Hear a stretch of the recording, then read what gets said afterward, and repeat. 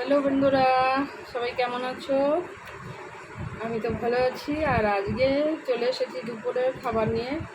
তো আজকে এখানে ভাত আছে, গরম গরম ভাত, এইদিকে মুসুরির ডাল আছে, আর আছে আজকে এই যে এখন দারুণ লোট্টে মাছ। তো দারুণ করে রান্না করেছি আজকে।